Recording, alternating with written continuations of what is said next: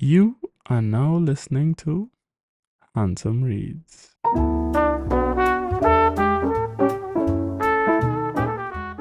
The natural flow of a river is forward. Why should your life be any different? After all, are we not comprised of 2/3 water? Embrace your direction. Welcome back, faves. Appreciate you guys stopping by for another episode of Army of Sin, read by your handsome host. As promised at the end of last week's video, our story shifts to Gigi. You remember our head chef that owns that lovely restaurant tucked away in the countryside of 𝐶𝐻, France? A gentle reminder before we dive back into the thick of it. Don't forget that the success of this channel does not happen without you. So like up the thing, share up the thing, and let's blow up the thing. In a good way, of course. Alright? Okay, enough said. Today's episode is titled Angel in the Attic. And it starts now. Like right now. This episode is set in 𝐶𝐻, France. The angel Frediel smiled at the child running toward him as mid-morning sunlight bounced off of his tumbling blonde curls. The claustrophobia of the attic was a tingling nuisance in the form of a dull itch between his shoulder blades as the need to spread his wings rose ever so often. Ending the warm kiss of sunlight at his neck, the angel dropped to one knee, bringing himself level with the little boy as the child all but jumped into his arms. He was careful not to crush the child. Though a mere 3 centuries old himself, young in angelic terms, he was aware of the disparity in strength between him and any mortal, far more this innocent child. Frediel came to his feet in a smooth motion as the child's strong feet dug into his stomach in search of a foothold. His tiny hands full of the garment the angel wore as he clambered higher and higher. "That's enough, Louvel," his mother called softly.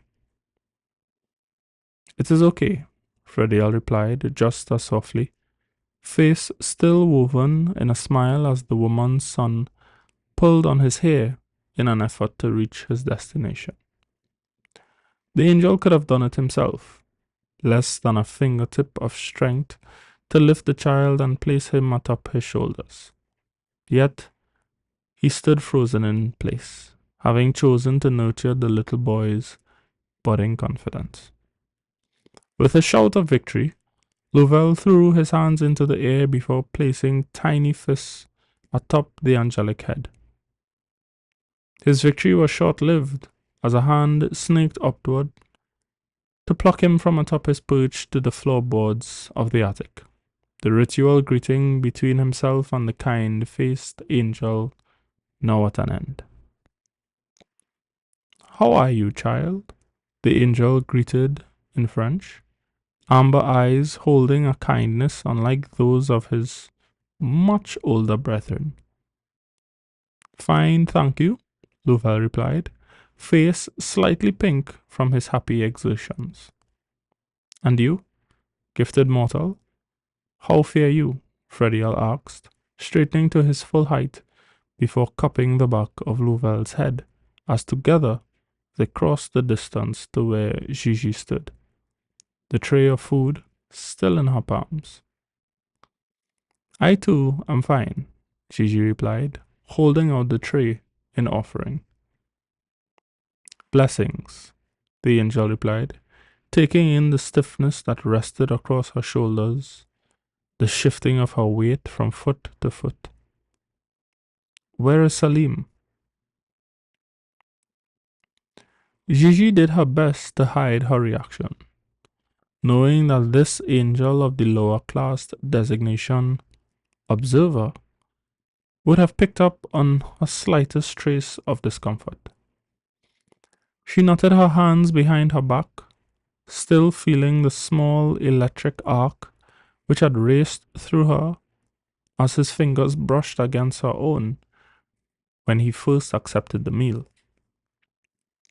She shook her head, looking down at her son, then back to the smooth cream of the angel's face, silently willing him to leave that particular topic alone. Frediel nodded in understanding before mussing the hair of the child standing in the space between them. Go play, little one. I must speak with your mother. With a wave of his hand, a low table appeared in the corner of the room, and with it, a box containing a puzzle to stimulate the little boy's mind. They stood side by side, as they often did, overlooking the narrow streets below. Far from equal, they were, however, able to coexist for the time being. Gigi leaned against the windowsill as Frediel ate the welcoming meal in measured bites, the thin layer of foil having kept the food at optimum temperature. There were no stains around his mouth, no noisy smacking of lips as he balanced another spoonful between long, slender fingers, eyes staring out across the ocean that could be seen from where they stood. He was a beautiful man, devoid of the rugged looks that drew her to Selim like moth to flame. Yet the smooth curve of his hairless chin, the warm amber of his eyes were enough to still have her stealing glances from beneath the curve of her lashes. The power of him leaked from his pores, so strong that she could feel the pulse of him moving across her skin. And he was but a junior in the angelic hierarchy. Her mouth grew dry as she imagined meeting one of the soldier designation, heart caught in a vice grip as she imagined meeting an archangel. Breathe, mortal, he instructed. The sound of your blood is like a waterfall at the moment. Using the pinky of his right hand to scratch the inside of his ear. What are they like? Gigi asked into the silence between them. The archangels? I know not. Most of my time is spent observing this plane of existence, a hand sweeping out to encompass the view below. Fear not. The chance of you meeting one is very slim, as there are those of the lower ranks more than capable of executing a kill order, if necessary. Are you attempting to scare me, Angel? Gigi asked, feeling herself bristle. Simply stating the fact, the angel replied. Not to mention, your heartbeat has slowed. He winked at her, tapping his ear. Gigi had always been strange in that sense, never having the explosive anger of some of her peers in the culinary industry. Instead, she was always flooded by a sense of calm in the most trying of times. There is no need to remind me of the guillotine floating above my head, she replied in an even tone. Oh, but you see, there is, mortal. It lies in you and the other 6 of your kind. That destructive power you contain must be held in check. I have never once felt an urge to harm someone. I conduct myself with respect at all times, Gigi replied. There is also the addition of my presence in your life. There is a reason you can see me. Can you promise me one thing? She asked after a pause. Bold, but I shall grant you a pass, the angel offered, looking at her from beneath gold tipped lashes. May my son be spared? The time draws near when he shall lose the sight of the innocent, Frediel replied, a fleeting touch of sadness as his eyes fell upon where the little boy busied himself with the remaining third of the puzzle. There should be no need to end his life. Thank you, Gigi replied. What shall you tell him when he can no longer see my kind?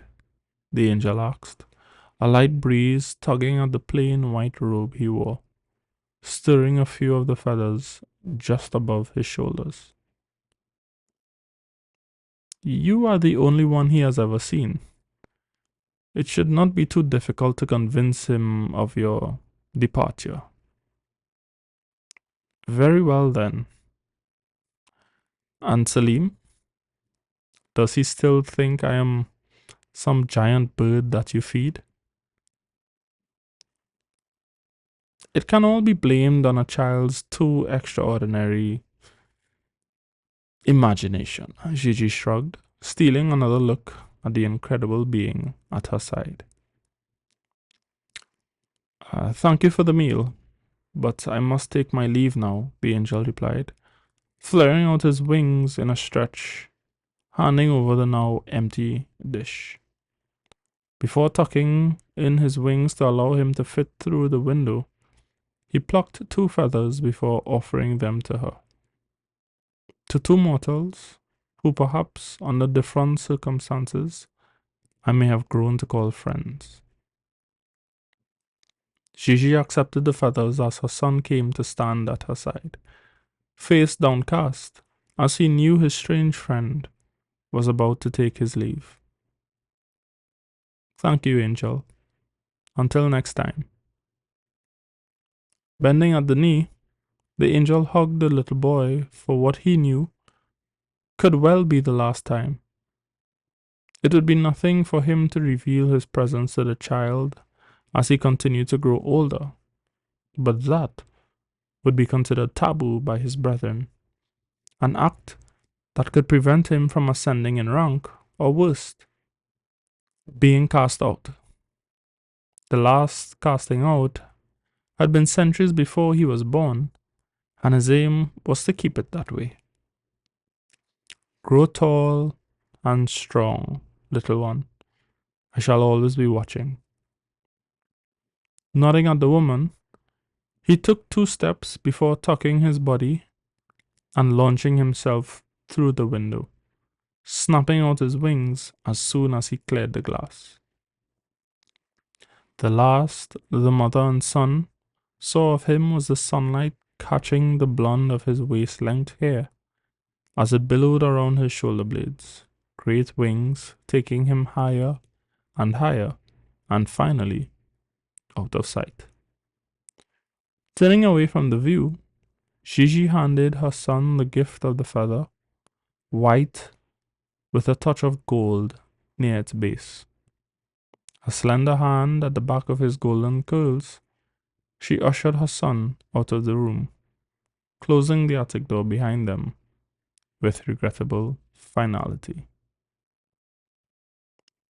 End of episode.